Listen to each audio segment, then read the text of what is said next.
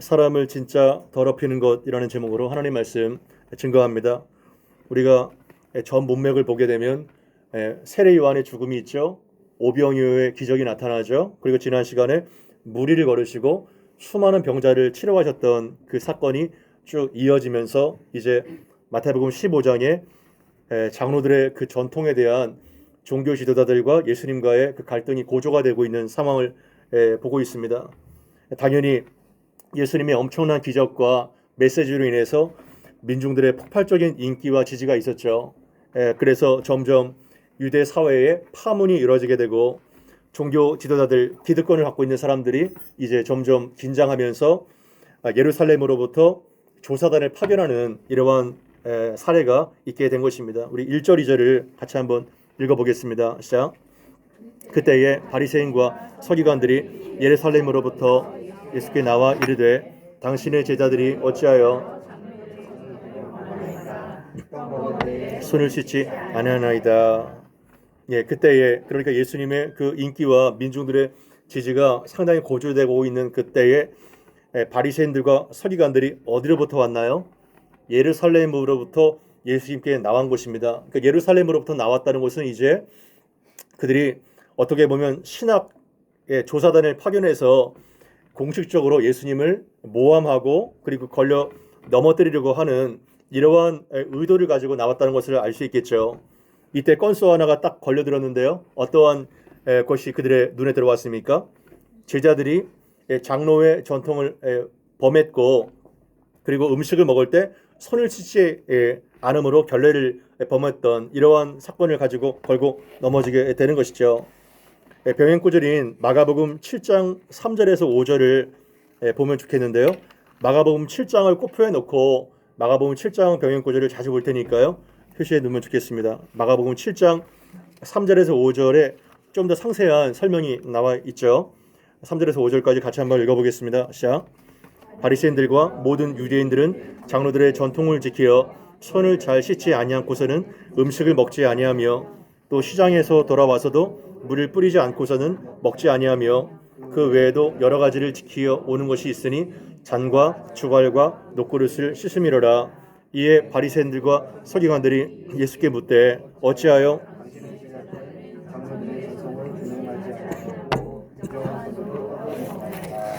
아멘. 여기에 보게 되면 손을 씻지 않고 음식을 먹는 것은 단순한 위생학적인 정결이 아니에요. 그들이 걸고 넘어진 것은 제의적인 이러한 청결을 어겼다는 것입니다. 레위기 22장 6절에 보게 되면 제사장에게 해당되는 이러한 규례가 나오는데요. 부정한 물건에 접촉된 자는 저녁까지 부정하니 그의 몸을 물로 씻지 아니하면 그 성물을 먹지 못할지며. 그렇게 처음에는 제사장과 그 종교 지도자들에게 해당된 이러한 정결 규례가 바벨론 포로기 이후에 모든 유대인들에게 확대가 되는 것을 보게 되는 것입니다. 하나님께서 시내산에서 최초에 그들에게 주신 율법이 몇 가지인가요? 10계명이죠. 10가지입니다. 근데 10가지가 구약 성경 전체를 보게 되면 몇 가지의 세부 규정으로 확대가 되죠. 613개 규정이 있어요. 그런데 바벨론 포로기 이후에 율법을 더 잘 지키기 위한 좋은 의도로 시작된 것이 시대가 다르고 상황이 달라지잖아요. 그러면 세부적인 어떠한 규칙이 다 늘겠죠. 그러한 각주가 자그마치 수천 가지가 되게 되는 것이죠. 오늘 음식을 먹을 때 손을 씻는 그러한 규정만 해도요 20가지가 넘습니다. 그러니까 엄청난 종교적인 그 속박으로 계속해서 각조가 달려지면서 하나님도 사실은 그 세부 규정을 모를 정도로 어떻게 보면 여기는 장로의 전통이 아니라 조상의 전통이 더 바른 해석이죠. 그러니까 사람의 죄성과 어리석음이요 하나님을 떠나면 껍데기만 남고 종교적인 속박만 남게 되는 거예요. 그것이 굉장히 참 불쌍한 것입니다. 지금 그런 것들을 말하고 있는 거죠. 그러니까 예수께서 그들의 그 제안에 대해서 어떻게 해명을 하시나요? 3절 말씀 같이 한번 읽어보겠습니다. 시작. 대답하여 이르시되 너희는 어찌하여 너희의 전통으로 하나님의 계명을 범하느냐. 그러니까 너희는 장로의 유전을 범했다고 문제 제기를 하지만 그러나 너희들은 왜 조상의 전통을 핑계 삼아 하나님의 계명을 범하느냐 이렇게 말씀하고 있는 것입니다. 인간이 만들어낸 그 수천 가지의 규칙이 상의법인가요? 아니면 하나님의 계명이 상의법인가요? 당연히 하나님의 계명이 상의법이죠. 그런데 본말이 전도가 되어서 핵심과 율법의 정신은 다 빠지고 비본질적인 것이 중요시가 되는 겁니다. 이거는 마치 꼬리를 가지고 몸통을 흔드는 격이에요. 몸통이 꼬리를 흔들어야지 꼬리가 몸통을 흔들게 되는 것이 얼마나 어처구니가 없습니까? 그러나 우리가 살다 보면요, 교회나 사회나 이런 정말 말도 되지 않는 이러한 본말이 전도가 된 사례가 비일비재합니다. 한 예를 들어 어떠한 그 선교사님이 선교지에서 애완용 개를 키우셨어요. 그래서 주일날이 되면은 그 개를 끌고 와가지고 한쪽 귀퉁이 나무에 그 개를 묶어놓고 예배를 인도합니다. 괜찮죠? 그런데 문제가는 뭐냐면 선교사님께서 은퇴하시고 본국으로 귀임하셨어요. 근데도 불구하고 선교사님이 돌아가신 이후에도 선교지의 성도들이 예배 전에 항상 개 한 마리를 끌고 와가지고 나무에 묶어가지고 예배를 진행하는 거예요. 그래서 어느 날 이렇게 이제 계속 예배가 진행되다가 한 외부인이 거길 지나가다가 아니 왜 예배 때마다 계속 왜 개 한 마리를 묶어가지고 예배를 드릴까? 이게 너무 신기해가지고 한번 물어봤어요. 어떻게 예배 전에 이렇게 개 한 마리를 묶어가지고 예배를 드립니까? 그랬더니 어떻게 대답을 했나요? 그들이 이거는 원래부터 이렇게 해본 겁니다. 이것이 바로 우리 교회 전통입니다. 이렇게 얘기를 했다는 거예요. 여러분도 어떠세요? 저희도 예배 전에 개 한 마리 여기 묶어놓고 예배를 드릴까요? 그러니까 그 익숙한 사람은 그 몰라요. 근데 정말 외부인들이 그거를 볼 때 너무 이상한 거예요. 아무 생각 없이 어떠한 숙고 없이 신앙생활을 하다 보면 원래 그렇기 때문에 생각 없이 그게 우픈 얘기가 되는 거예요. 그러나 이러한 말도 안 되는 사례가 우리의 일상생활에 얼마나 많이 있습니까? 우리의 정말 전통이 중요한 면이 있지만 우리의 전통으로 하나님의 계명을 폐하는 예가 없는지 우리는 면밀하게 봐야 된다는 것이죠. 이러한 그들의 위선을 꼬집어 가지고 예수님께서는 한 가지의 그 사례를 들어서 이제 그들이 얼마나 위선적인지를 꼬집어 두시는 것입니다. 그것이 바로 4절부터 6절까지인데요. 같이 한번 읽어보겠습니다. 시작. 하나님이 이르셨을 때 네 부모를 공경하라 하시고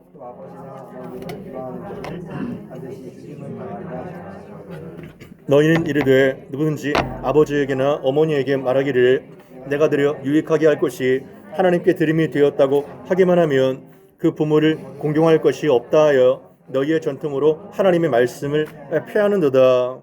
아멘. 너희의 전통으로 하나님의 계명을 뱀하고 그리고 하나님의 말씀을 폐하는도다. 이것이 계속 나와 있죠. 그런 상황에서 예수님께서는 이제 제5계명인 부모를 공경하는 것에 대한 말씀을 하고 계신데요. 이거를 또 정확하게 알기 위해선 마가복음 7장 11절에서 13절까지 있는 그 고르반에 대한 사례를 한번 들어야 됩니다.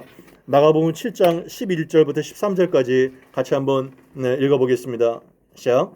너희는 이르되 사람이 아버지에게나 어머니에게나 말하기를 내게 드려 유익하게 할 것이 고르반 곧 하나님께 드림이 되었다고 하기만 하면 그만이라 하고 자기 아버지나 어머니에게 다시 아무것도 하여 드리기를 허락지 아니하여 너희가 전한 전통으로 하나님의 말씀을 폐하며 또 이 같은 일을 많이 행하느니라 하시고. 아멘. 이게 뭐냐면 제5계명에 부모를 비방하는 자는 반드시 죽임을 당하리라는 것이 율법에 기록되어 있죠. 그런데 여기에 보게 되면 히브리어로 고르반이라는 단어가 나와 있죠. 고르반이 여러분 들어보셨을 거예요. 어떠한 뜻일까요? 고르반. 이 고르반은 원래 하나님께 드리는 선물 그리고 하나님께 드리는 예물 이러한 뜻입니다. 어때요? 좋은 건가요? 나쁜 건가요? 굉장히 좋은 겁니다. 하나님께 내가 이것을 바치겠습니다. 이런 서원과 결단 이것이 바로 고르반의 제도예요. 그러나 이 아름다운 전통과 이 서원이 시대가 지날수록 사람의 질성은 변하지 않죠. 그러니까 그 이기적인 도구로 이 좋은 제도가 변질되게 된 거예요. 그래서 마땅히 부모를 공양하고 예전 같으면 이러한 사회제도가 없잖아요. 철저하게 부모님은 자식들이 본향할 수밖에 없는 시스템이잖아요. 원래 그러한 정신이 맞고요. 그런데 사람의 죄성은 부모를 공양하고 나의 물질이 부모나 이웃에게 흘러가는 것을 원치 않는 거예요.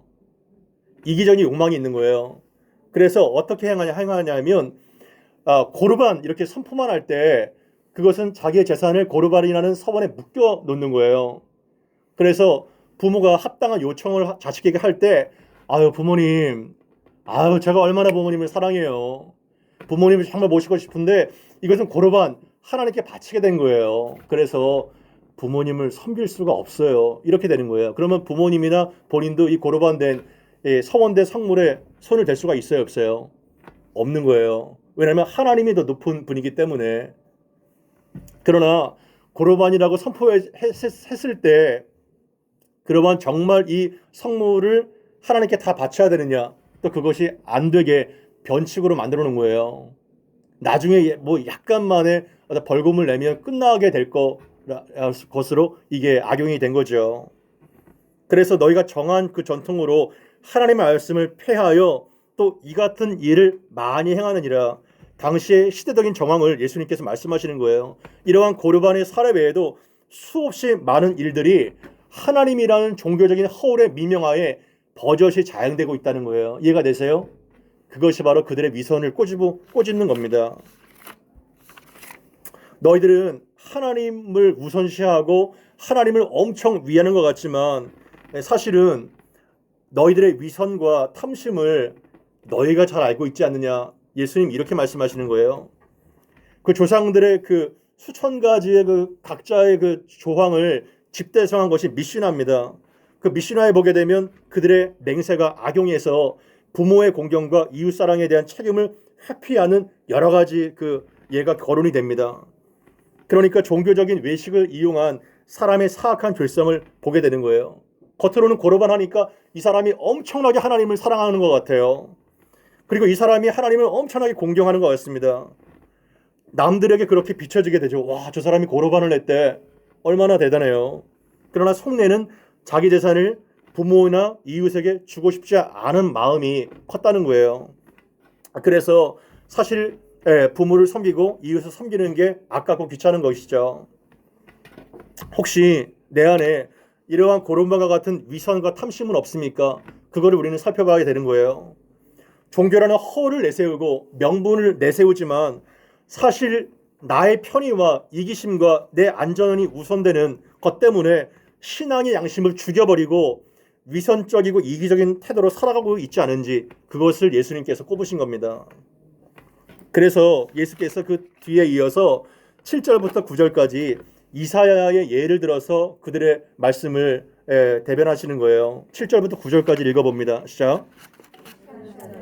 이사야가 너희에 관하여 잘 예언하였도다. 일렀을 입술로는 나를 공경하되 마음은 내게서 멀도다. 사람의 계명으로 교훈을 삼아 가르치니 나를 헛되이 경배하는도다 하였느니라 하시고, 이사야의 그 예언이 나와 있죠. 그 이사야의 예언은 이사야 29장 13절을 인용한 건데요.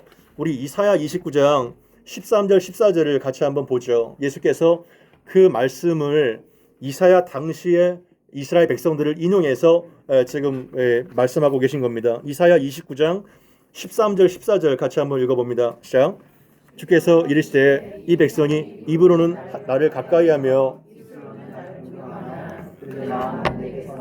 떠났으니 그들이 날 경외함은 사람의 계명으로 가르침을 받았을 뿐이라. 그러므로 내가 이 백성 중에 기이한 일, 곧 기이하고 가장 기이한 일을 다시 행하리니 저의 지혜가 없어지고 명철자의 총명이 가려지리라. 아멘. 그 이사야 당시에 사람들이 어떻게 했나요? 그냥 마당만 밟은 거예요. 하나님을 입술로는 공경한다, 사랑한다, 예배한다 하지만 입술로만 나를 공경하고 그들의 마음은 내게서 멀리 떠났도다. 이렇게 말하고 있는 겁니다. 사실 하나님을 공경하고 제사가 그친 적이 없지만 그들의 마음은 무엇을 향했어요? 우상을 향했던 거예요. 끝없이 우상을 숭배한 거죠. 우상 숭배는 뭔가요? 사실 자기 숭배의 투영인 것입니다. 나의 탐욕이 투영된 것이 우상 숭배죠. 그러니까 자기를 숭배한 겁니다. 하나님은 안중이 없어요. 그래서 너희가 입술로는 나를 가까이 한다, 공경한다고 하지만 마음은 내게서 떠난 것이 아니냐. 그것이 그들의 현실이었습니다. 그래서 하나님께서 결정하시죠. 14절에 그러므로 내가 이 백성 중에 기이한 일을 행할 거다. 그리고 기이하고 가장 기이한 일을 다시 행할 거다. 기이한 것들이 3번 반복돼요. 예. wonder upon wonder. 기이하고 기이한 일을 기이하게 행하실 것이라는 거예요. 도대체 이게 뭘까요? 기이한 일을 행할 텐데 기이하고 기이한 일들을 행하실 거라는 거예요. 그 내용이 나오죠. 그것은 다른 것이 아니라 뭐 엄청난 기적이 아니라 그들 중에서 그들은 누구예요? 입술로는 나를 공경한다고 하지만 마음은 떠난 이스라엘 백성들, 그들 중에서 지혜자의 지혜가 perish, 없어지게 되고 명철자의 총명이 가려지게 할 것이다, 이렇게 말하고 있는 거예요. 너무 신기하지 않나요? 이게 무슨 기이한 일이에요? 오병이의 사건이라든가 죽은 자가 벌떡 일어나는 것이 기이한 기적이죠. 그런데 하나님께서 마음이 떠난 그런 이스라엘 백성들 하에서 그래 좋다. 내가 너희에게 이제 기이한 일을 행하는데 기이하고 기이한 일을 행하는데 지혜자 중에서 지혜가 완전히 사라지게 만들고 명철정 중에서 그 총명이 없어지게 될 거야. 가려지게 될 거야. 이렇게 말씀하시는 거예요. 너무 무서운 얘기 아닌가요? 여러분, 진짜 지혜와 정말 건강한 총명이 어디에서부터 비롯되나요? 그것은 여호와를 경외하는 데서부터 비롯되는 거예요. 아멘. 여호와를 경외하는 것이 모든 지혜와 지식의 근본이라고 말하고 있고, 미련한 자는 그 훈계와 그 징계를 멸시한다고 말하고 있죠. 그래서 정말 사회에서 엄청난 엘리트즘이 있잖아요. 배운 만큼 배웠고 외국에서 유학도 하고 엄청나게 배운 사람들이 모여서 어떤 태스크포스 팀을 결정하는데요. 너무나도 정말 상식적으로 납득이 안 되는 어리석은 결정을 할 때가 얼마나 많아요. 그 왜 그래요? 총명이 가려지게 되고 지혜가 사라졌기 때문에 그런 거예요. 그래서 여호와를 경외하는 것과 건강한 지혜와 명철이 연결되어 있다는 것을 보게 되겠죠. 연결되어 있는 거예요. 그래서 입술로는 나를 뭐 사랑한다, 나를 공경한다 하지만 그건 다 거짓말이고 너희들은 사실 여호와를 사랑하고 경배하지 않잖아. 바리새인과 서기관들이 지금 그렇게 말하고 있는 거예요. 민낯을 속에 드러내고 있는 거예요. 사람의 계명으로 고르반 같은 교훈을 가르치고 있잖아. 그래서 너희는 나를 경배하지만 예배하지만 헛되게 경배하는 거야. 이렇게 말하고 있는 거야. 헛되게 경배요. Their worship of me is empty. empty가 뭐예요? 예? 뭐 empty가는 거예요, 산에? empty 비어 있다는 거예요. 완전히 그냥 베인, 아무것도 껍데기인 거예요. 뭐 먹으려고 했는데요. 공갈빵처럼 속에 아무것도 없는 거예요. 이것이 우리의 예배가 될 수 있다는 겁니다. 헛된 예배, 무의미한 헛예배, 마음과 뜻과 전심을 다해서 하나님을 사랑하고 그 하나님을 전심으로 사랑한 것을 통해서 내가 살아계신 하나님을 예배 가운데 만나고 힘을 얻고 변화되어서 사람을 그렇게 섬기고, 이것이 바로 감격적인 예배인데 그냥 몸만 덜렁 와 있는 예배, 혼이 빠져 있는 예배. 아유, 또 뭐 드라마 지금 뭐 하나, 또 애들은 또 돈은 또 어떻게 또 갚나, 뭐 또 어디 갈까, 어디 오늘 오후에 뭐 할까. 그러니까 완전히 몸만 앉아 있지만 혼이 빠져 있는 껍데기 예배, 그것이 바로 헛된 경배라는 거예요. 헛된 경배, 얼마나 무서운 얘기인가요? 너희가 헛되이 나를 경배하는도다. 우리는 은혜교회 성도들은 목회자인 저부터 시작해서 하나님을 전심으로 사랑하고 뜨겁게 예배하고 이렇게 있나요? 영과 진리로 우리는 예배를 하고 있습니까? 그거를 다시 한번 묻는 거예요. 우리는 과연 무엇을 위해서 누구를 위하여 예배를 하고 있나요? 도대체 예배의 주체와 대상은 누군가요? 오직 여호와 하나님이십니다. 아멘. 예배를 받으시 합당하신.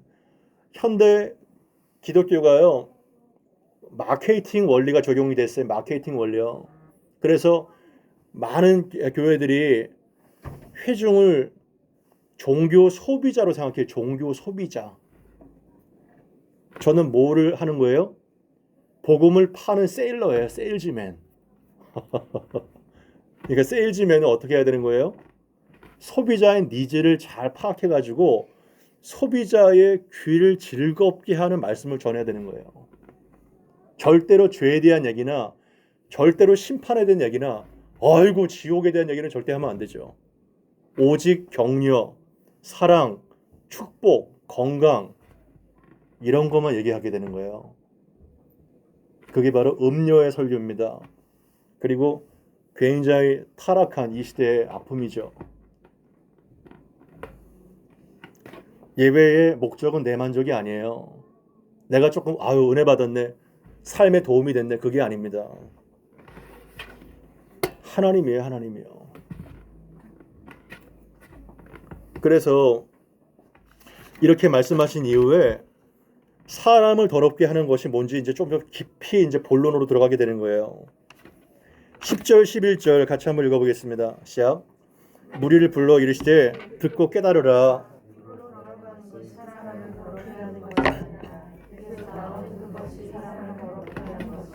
아멘. 여기 보게 되면요, 다 가르치는 대상이 점점 좁아져요. 처음에는 예수를 대적하는 바리새인과 서기관들에 대해서 9절까지 얘기했죠. 그리고 10절부터 14절까지는 이제 무리들에게 얘기해요. 무리들에게 깨달으라. 그리고 15절부터는 제자들에게 이렇게 좁혀져요. 그러니까 내가 하는 말을 잘 듣고 깨달아야 돼. 깨닫는 것이 개안되는 거야. 맹인의 눈이 떠지게 되는 거야. 이렇게 얘기를 하는 거죠. 그러면서 굉장히 본질적인 얘기를 하는 겁니다. 얘들아 잘 들어봐라. 입으로 들어가는 것이 사람을 절대 더럽게 하지 못해. 무엇이 정말 사람을 더럽게 하는 거야? 입에서 나오는 그것이 사람을 더럽게 해. 이렇게 말씀하시는 거예요. 어려워요? 쉬워요? 되게 쉬운 거예요. 뭐 복잡한 거 없어요. 음식물을 통해서 말씀하시는 거죠. 음식뿐만 아니라 외적인 환경도 포함되는 거예요. 굉장히 정말 말도 되지 않은 슬럼가라든가 그리고 열악한 가난한 환경에서 자랐더라도요, 거기에서 정신이 똑바로 박힌 사람들이 많이 나와요. 그러나 환경이 엄청 좋고 교육 환경이 탁월해도요, 정신이 병든 사람들이 굉장히 많습니다. 밖으로 섭취되는 음식물이나 외부의 환경이 아니라는 거예요. 그것은 어쩔 수 없다. 내가 환경이 이렇기 때문에 나는 이렇게 살았다. 그 핑계라는 겁니다. 오히려 사람 속에서 튀어나오는 그 악독이 자기뿐만 아니라 주변 사람들을 다 더럽힌다는 거예요. 그래서 12절에서 14절까지 같이 한번 읽어봅니다. 시작. 이에 제자들이 나와 이 말씀을 듣고 걸림이 된 줄 아시나이까? 예수께서 대답하여 이르시되 심은 것마다 내 하늘 아버지께서 심으시지 않은 것이 뽑힐 것이니 그냥 둬라. 그들은 맹인이 되어 맹인을 인도하는 자로다. 만일 맹인이 맹인을 인도하면 둘이 다 구덩이에 빠지리라. 아멘. 제자들이 이렇게 얘기를 하니까 굉장히 마음이 불편한 거예요. 예수님 왜 바리새인들의 그 마음을 그렇게 긁어내가지고 갈등을 고조시킬 필요가 뭐 있겠습니까? 예수님 좀 수준을 좀 낮추세요. 그들에게 좀 듣기 좋은 얘기를 좀 하십시오. 바로 이렇게 얘기를 한 거예요. 그러나 청중의 반응이 아니라 하나님의 말씀을 가감없이 선포하는 것이 선지자와 설교자의 역할입니다. 아멘. 여러분들은 저를 만드는 거예요. 저는 또 여러분들을 만들고요. 청중의 반응에 맞춰서 설교하는 거 음료입니다. 음료 행위예요. 그래서 여러분들은 종교 소비자가 되지 마세요. 아멘. 어딜 가도 마찬가지예요. 그래서 예수께서 그 제자들의 요청을 여기서 걸림이 된다는 것을 왜 그렇게 비비를 거스르게 하냐고 하지만 예수님 말씀 보세요. 얘들아, 심는 것마다 내 하늘 아버지께서 심으시지 않는 것은 뽑힐 거야. 내 아버지께서 심지 않은 나무는 뽑히게 될 거야. 뽑는다는 것은 심판을 말하는 거예요. 그러니까 여기 13절에 보게 되면 가라지 비유가 연상되죠. 가라지. 그냥 둬라. 심판 때까지. 왜냐하면 그들은 맹인이 되어 맹인을 인도하는 자로다. 소경을 많이 인도하면 둘 다 구렁텅이에 빠지게 된다는 거예요. 앞을 못 본다는 거죠. 누가 맹인일까요? 누가 소경일까요? 굉장히 참 두려운 얘기예요. 저는 소경 아닐까요? 예, 모르죠, 저도. 근데 누가복음 6장 39절에 보게 되면 이 14절의 말씀이 똑같이 나와요. 그런데 누가복음 6장 39절에서 누가는 이 말씀을 다른 맥락에서 쓰고 있습니다. 여기에서 어떠한 맥락에서 누가는 쓰고 있냐면 이 소경이 소경을 인도하는 이 말씀을 누가는 형제의 눈 속에 있는 티는 보지만 자기 눈 속에 있는 들보를 깨닫지 못하는 말씀과 연결돼요. 무슨 말씀인지 아세요? 그러니까 맹인은 소경은 누구를 말하는 거예요? 자기 눈에 있는 그 엄청난 대들보는 보지 못하고 깨닫지 못하고 남의 눈에 있는 티를 빼려고 하는 그 사람이 바로 소경이라는 거예요. 그래서 그들이 위선자고 미련한 자라는 거죠. 바리새인과 서기관들의 외식을 통해서 말하고 있는 거예요. 혹시라도 내가 그런 맹인은 아닌가 우리는 점검해 봐야 됩니다. 안전한 사람 없어요. 내가 마치 무언가를 엄청 알고 있는 사람처럼 남을 가르치지만 정작 자기는 하나님을 사랑하지도 않고 경외하지도 않고 남의 잘못을 지적만 하는 이러한 자가 아닌지. 누가 가장 위험한 자예요? 목회자가 가장 위험한 자예요. 예. 그러니까 우리는 항상 점검해야 되는 말씀으로 점검해 봐야 되는 말씀으로. 종교개혁의 그 위대한 선배들은 5가지 솔라를 목숨처럼 지켰습니다. 5가지의 솔라. 들어보신 적이 있을 거예요. 솔라가 라틴어로 뭐죠? 오직이란 뜻입니다. 오직. 솔라. 5가지 솔라가 뭐냐면 첫 번째 솔라가 솔라 스크립투라예요. 따라해 보시죠. 솔라 스크립투라. 이제 여러분 라틴어까지 할 수 있는 지경까지 갔습니다. 솔라 스크립투라 뭐예요? 오직 성경으로입니다. 오직 성경. 그래서 제 1번인 거예요. 개혁은 뭐냐면 다른 것이 개혁이 아니라 본질로 돌아가는 것이 개혁이에요. 그 본질은 뭐예요? 하나님의 말씀으로 돌아가는 겁니다. 그래서 장로의 유전이 막 수천 가지가 되지만 가장 중요한 말씀, 원래 말씀으로 돌아가야 개혁이 되는 거예요. 그래서 위대한 부흥의 역사의 출발은 다 어디서부터 일어났어요? 위대한 부흥의 역사가 2000년 교회 역사에서 나타났는데요. 다 하나님의 말씀으로 돌아갔을 때, 하나님의 본질적 말씀이 회복됐을 때 거기서부터 위대한 각성과 부흥이 시작된 거예요. 저는 여러분들에게 솔라 스크립투라 오직 말씀으로 돌아가서 말씀의 본질을 붙들게 되기를 바랍니다. 가장 중요한 거예요. 가장 중요한 거. 이 성경의 권세와 통치를 다 받아야 목회자부터 모든 성도가 그 교회가 제대로 자리매김하게 되는 거예요. 두 번째는 솔라 그라티아입니다. 따라해 봅시다. 솔라 그라티아. 무슨 뜻이에요? 오직 은혜입니다. 저희 교회 이름이 솔라 그라티아잖아요. 그죠? 앞에 있잖아요. 솔라 그라티아. 예. 오직 은혜입니다. 우리는 어떠한 행위와 자격으로 구원을 받지 않았어요. 오직 값없이 주시는 하나님의 은혜로 구원을 받은 겁니다. 아멘. 그 은혜를 잊지 마세요. 나는 이렇게 뭐를 하는데 너는 왜 그렇게 안 되니? 자기의 의가 아닙니다. 솔라 그라티아. 오직 하나님의 은혜로 우리는 값없이 구원을 받은 거죠. 세 번째가 솔라 피데입니다. 따라해 봅시다. 솔라 피데. 오직 믿음으로예요. 오직 믿음으로. 우리의 행위가 아니라 오직 예수 그리스도를 믿는 믿음으로 구원을 받는 거예요. 믿음으로. 아멘. 이걸 절대 잊지 마세요. 오직 믿음으로입니다. 선행은 구원의 조건이 아니라 구원을 받은 하나님의 자녀의 결과로서 선행을 하게 되는 것이지 구원을 받기 위해서 선행을 하는 것이 아니에요. 거꾸로 뒤집힌 거예요. 오직 은혜로, 오직 믿음으로 우리는 구원을 받죠. 네 번째가 솔라 크리스투스입니다. 따라해 봅시다. 솔라 크리스투스. 오직 그리스도죠. 오직 그리스도.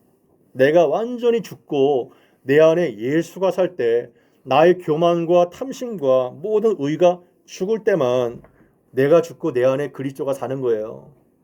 오직 내 안에 사는 것이 그리스도죠. 마지막으로 솔리 데오 글로리아입니다. 따라해 봅시다. 솔리 데오 글로리아. 뭐죠? 솔리는 오직, 데오는 하나님이에요. 글로리아는 영광이고요. 오직 하나님께 영광을, 이런 뜻입니다. 얼마나 아름다워요. 인간의 끝없는 죄성은 뭐냐면요, 자기의 이름을 높이려고 해요. 자기의 이익과 이름을 높이려고 합니다. 그래서 망하는 거예요. 오직 누구에게만 영광을 돌려요? 하나님께만. 솔리 데오 글로리아. 이렇게 될 때 인생과 구원의 목적 자체가 오직 하나님께 영광인 거예요. 인생의 목적과 구원 자체가. 그래서 여러분들 하나님을 영화롭게 하는 인생이 되길 바랍니다. 하나님을 영화롭게 해야 돼요. 여러분의 인생을 통해서. 이것을 항상 잊지 마세요. 혼란스럽고 뭔가 복잡할 때요, 다른 게 없습니다. 그냥 말씀으로 돌아가면 되는 거예요.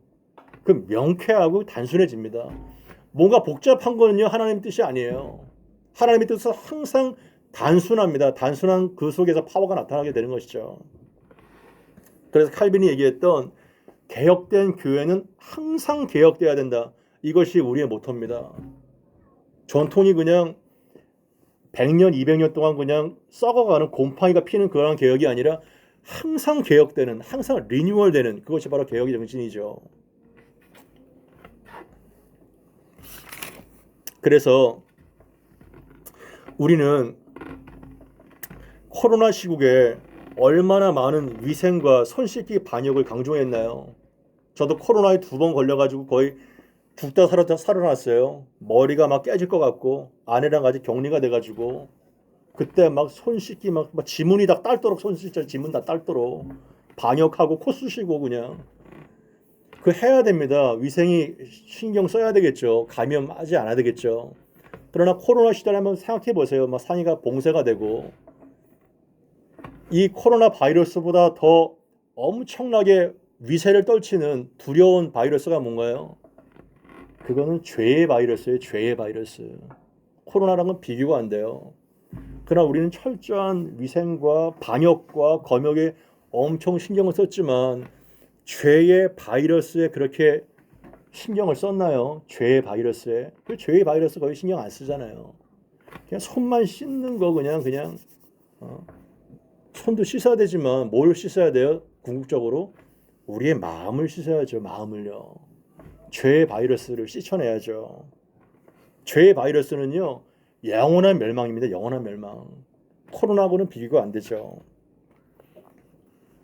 그래서 결정적으로 예수님께서 이제 바리새인과 서기관들 그들에게 말하고, 그리고 무리들에게 말씀하시고, 이제는 제자군에게 말씀하시면서 점점 깨달음의 깊이가 더해가는 거예요.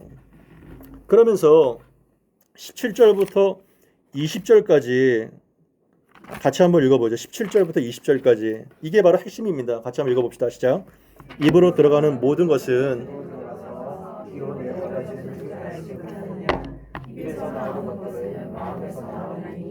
이것이야말로 사람을 더럽게 하느니라. 마음에서 나오는 것은 악한 생각, 살인, 가름, 음란, 도둑질, 거짓 증언, 비방이니 이런 것들이 사람을 더럽게 하는 것이요, 씻지 않은 손으로 먹는 것은 사람을 더럽게 하지 못하느니라. 아멘. 예수님은 얼마나 참 쉽게 말씀을 비유를 통해서 하시는지요. 17절에 입으로 들어가는 모든 것, 결국은 다 뭐로, 위장으로 들어가서 뭐로 나온다는 거예요? 뒤로 그냥 배설된다는 거예요. 예. 배설 안 되는 사람이 있어요, 여기에서요?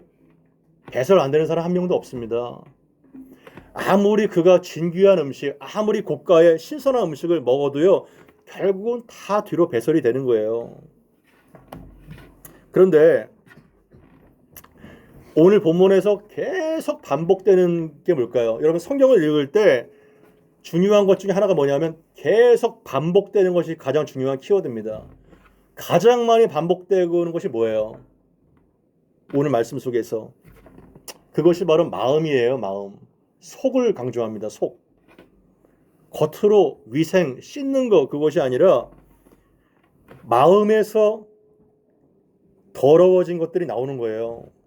그래서 18절에 입에서 나오는 것들은 어디에서 사실은 나오는 거예요? 마음에서 나온다는 거예요. 이것이야말로 사람을 진짜 더럽게 한다는 겁니다. 진짜로. 마음에서 튀어나온 것들이 진짜 사람을 더럽게 한다는 거예요. 가끔 신문 지상에 보게 되면 이런 뉴스가 나오죠. 정말 그 대장군이 버글버글거리는 것이 어딘지, 때로는 뭐 변기 뚜껑이라든가 때로는 자주 만드는 스마트폰이라든가. 근데 가장 더러운 것이 어딜까요? 가장 더러운 것. 그 가장 더러운 것은 인간의 마음이라고 성경에 나와 있어요. 그것하고는 비교가 안 되죠. 변기 뚜껑이랑. 예레미야 17장 9절에 만물보다 거짓되고 심히 부패한 것은 사람의 마음이다. 여러분 인정하세요? 만물보다 거짓되고 심히 부패한 것은 사람의 마음이라는 거예요. 이것이 진짜 사람을 더럽게 한다는 거예요. 그래서 칼빈은 어떻게 말을 했냐면 오늘부터 BBS 합니다. 오늘부터 기독교 강요로. 예.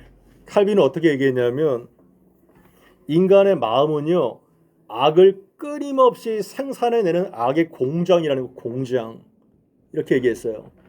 악을 끊임없이 만들어내는 팩토리가 바로 인간의 마음이라는 거예요. 세상에서 가장 추악한 거죠. 누가복음 6장 45절에 보게 되면 선한 사람은 그 마음에 쌓은 선에서 선한 것을 내고 악한 사람은 그 마음에 쌓은 악에서 악한 것을 낸다는 거예요. 이는 사람의 마음에 가득한 것을 입으로 말함이라 이렇게 얘기하고 있어요. 당연하죠. 사실은 입이 문제가 아니라 뭐예요? 마음의 문제죠. 마음에서 입으로 튀어나오잖아요. 발성기관이잖아요. 그래서 여러분 얼굴 예쁜 게요. 오래 가요, 오래 가지 못해요. 얼굴 예쁜 게 오래 못 갑니다. 예. 근데 뭐가 오래 갈까요? 뭐가 오래 갈까요? 예쁜 말이 오래 가요. 평생 갑니다. 그래서 그러한 배우자, 그러한 성도, 그러한 친구는요. 항상 사랑을 받아요. 예쁜 말을 하는 사람. 예쁜 말을 하기를 바랍니다. 그 예쁜 말을 하려면 근데 뭐가 예뻐야 돼요? 마음이 예뻐야 되는 거죠. 마음이. 그래서 외모나 스펙이나 위생보다 마음을 최우선적으로 갈고 닦아야 되는 거, 관리를 해야 되는 거예요. 생명의 근원이 여기에서 나오기 때문이죠. 존재가 바뀌어야 마음의 존재가 좋은 나무로 바뀌어야 좋은 열매가 맺힐 수 있는 거 아니에요. 그래서 말과 행동이 선하고 예쁠 수가 있는 거죠.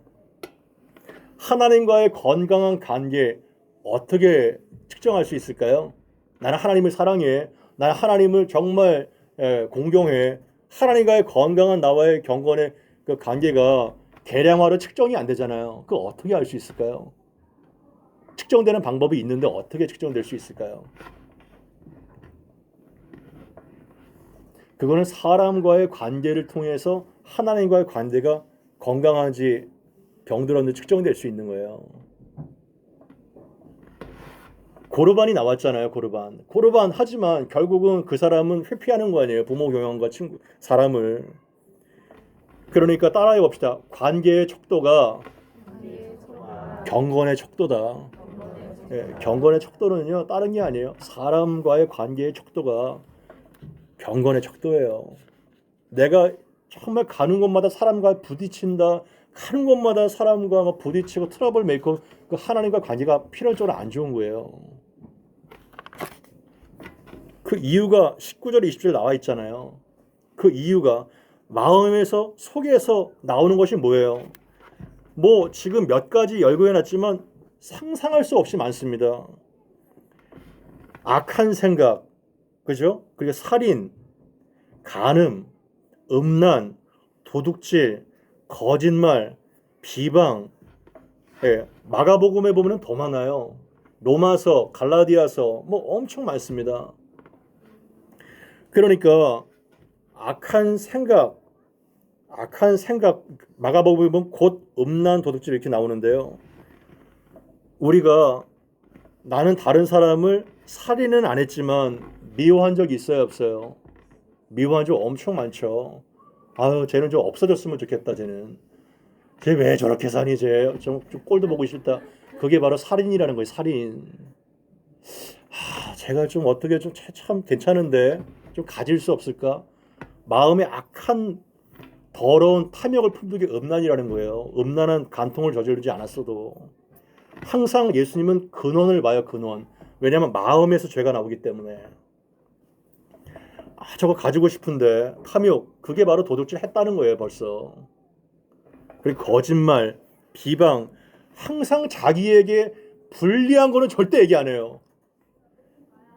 다른 사람이 잘못한 것만 계속 주장하잖아요. 편가르기를 하고 거짓말하고 비방하고. 그게 바로 우리의 실상이에요. 민낯이에요. 그래서 이런 것들이 사람을 더럽게 하는 것이지 씻지 않은 손으로 먹는 것이 사람을 더럽게 하지 못해. 이렇게 예수님 말씀하세요. 사실 우리 마음에 선한 게 있어요, 없어요? 우리 마음에 선한 게 없어요. 인정하시나요? 우리 마음에 선한 게 없어요. 얼마큼 없나요? 100% 없습니다. 100%. 이게 다 우리 마음에 있는 거예요. 딴 얘기하는 게 아니에요. 악한 생각이 가득한 것이 바로 나의 마음입니다. 나의 마음. 우리는요, 정말 죄밖에 없어요. 죄. 먹는 것이 죄고 마시는 것이 죄고 생각하는 모든 것들이 죄입니다. 기독교는요, 바로 내가 소망이 없는 악한 죄인이다. 여기서부터 출발하는 거예요. 여기서부터. 그러니까 이 내가 죄인이라는 그 죄 인식 속에서 회개가 시작되는 거예요. 여기서부터 출발되는 겁니다. 물론 만약에 우리 안에 선한 것이 나온다면요, 그것은 우리의 본성에서 나오는 것이 아니에요. 하나님이 주신 마음이지 우리의 본성은 항상 전적으로 악합니다. 그게 바로 인간의 이해의 실상인 거예요. 토탈 디프라버티, 전적인 타락입니다. 우리의 입에서 나오는 것을 면밀하게 감찰해 보세요. 정말 언어 쓰레기입니다. 언어 쓰레기. 한번 댓글 한번 보세요. 다 난지도가 따로 없어요. 다 쓰레기입니다. 인간의 마음이 얼마나 악한지 거기에서부터 온갖 쓰레기가 양산되는 거예요. 분리수거 좀 합시다. 분리수거 좀 하세요. 쓰레기가 그게 그냥 언어적인 요소뿐만 아니라 비언어적인 요소가 다 포함되어 있는 거예요. 악한 생각이 말뿐만 아니라 표정, 눈빛, 태도, 행동, 무례함 다 삐져나오잖아요. 아무리 교양과 지식과 향수로 회치를 한다 해도 썩은 냄새가 진동하는 회칠한 무덤뿐이죠. 그래서 존 라일이라는 위대한 하나님의 사람은 인간의 모든 죄악 중에서 가장 악한 죄는 이것이다 이렇게 얘기를 했습니다. 이것이 뭘까요? 인간의 죄악 중에서 가장 악한 죄는 이것이다 이렇게 얘기했어요. 존 라일에 의하면 그것은 자기의 의입니다. 자기의 의. 가장 내려놓기 힘든 죄죠. 종교 생활이 그래서 바리새인과 서기관들 같이 하면요, 무슨 마일리지 쌓는 것 같아요. 포인트 쌓는 것 같아요. 그래서 자기 의로 가득 찼던 것들이 바로 그들의 모습이죠. 자기의 들보는 보지 못하고. 그러면 이제 어떻게 하면 우리는 이 시궁창 같은 우리의 마음에 엄청난 죄를 씻어낼 수 있을까요? 폐물과 같은 우리의 마음을 어떻게 하면 보물처럼 바꿀 수 있을까요? 어떻게 바꿔요? 어떻게?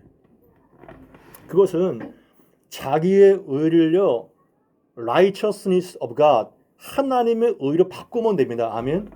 하나님의 의로 바꾸면 되는 거예요. 그 과정에 뭐가 있어요? 예수의 보혈이 있는 겁니다. 예수의 보혈. 예수의 보혈. 그것이 은혜입니다.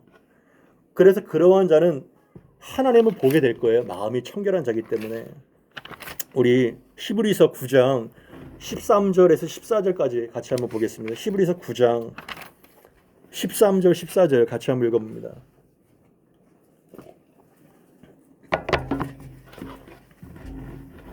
예, 같이 읽습니다. 시작.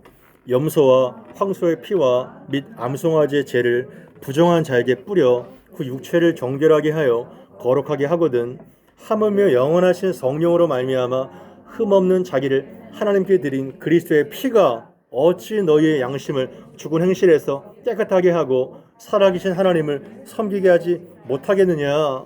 얼마든지 할 수 있다는 거예요. 얼마든지. 영원하신 성령으로 말미암아 흠없이 자기를 하나님께 드린 그리스도의 피가, 아멘, 그리스도의 피가 너희의 죽은 양심과 행실에서 어찌 깨끗하게 하고 살아계신 하나님을 섬기지 하지 못하겠느냐. 얼마든지 주의 보혈은 가능하다는 것입니다. 아멘. 예수의 보혈을 의지하기를 바랍니다. 우리가 죄를 자복하면 그 아들 예수의 피가 우리를 모든 죄에서 깨끗하게 하실 것이라고 성경은 말씀하고 있는 것입니다. 그래서 나의 더러운 죄를 고백하고 통회할 때에 이러한 새 마음과 사죄의 은총을 입게 되는 거예요. 여러분, 가장 위대한 사람은 누구입니까? 가장 위대한 사람, 여러분들은 다 다를 수 있어요. 그러나 가장 위대한 사람은 회개가 가능한 사람입니다. 아멘.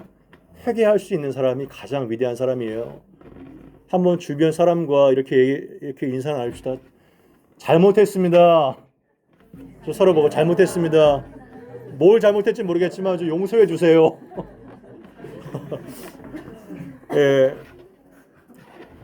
제가 생각하기에는 잘못했습니다, 하나님. 그리고 사람에게도 집사님 정말 잘못했어요. 이런 잘못했다는 말이 있잖아요. 인간이 할 수 있는 가장 아름다운 언어입니다. 인간이 할 수 있는. 특히 한국 사람, 저도 한 50년 이상 살아봤잖아요. 한국 사람 잘못했다는 말 죽어도 안 해요. 죽어도 안 합니다. 자기가 명백한데요. 죽어도 안 합니다. 왜 그렇게 했어요? 그 말 뱉었다가는 온팡 뒤집어 쓸 것 같거든. 그러나요, 인간이 할 수 있는 최소한 신앙 양심이 있다면 하나님 잘못했습니다. 잘못했어요, 내가. 이렇게 말하는 사람은요, 마귀는 고기에 나올 때가 제일 두려워요. 근데 그렇게 얘기하잖아요. 그럼 나의 이러한 모든 엄청난 죄들이 그냥 쫙 채척이 되면서 사죄의 기쁨과 그 영광과 자유가 확 밀려옵니다. 아멘. 그 기쁨을 좀 누리세요. 사죄의 기쁨을. 오히려 죄를 감추고 은폐할수록 더 복잡하고 추해집니다. 정직한 영을 따라 인정하고 죄를 회개할 때 우리는 아버지 앞에 가까이 갈 수가 있는 거죠. 말씀을 마칠까요? 하나님을 헛되이 경배하고 있지 않는가 우리는 돌아봐야 됩니다. 하나님을 마음과 뜻과 정성을 다해서 사랑하시기를 바랍니다. 오직 성경 말씀을 회복할 때 우리는 다시 길을 찾을 수 있습니다. 우리 안에 선한 것이 아무것도 없습니다. 아멘. 아무것도 없어요. 내가 한 것은 죄밖에 없습니다. 그것을 인정하고 예수의 보혈을 의지할 때 우리는 성령을 따라서 가득한 그 성령의 열매의 삶을 사게 될 것입니다. 우리 함께 합심하여 기도할 때 내 죄를 고백하고 예수의 보혈과 성령으로 새 사람 되고 새 마음 달라고 우리 합심하여 기도하고 마무리하겠습니다. 기도하겠습니다.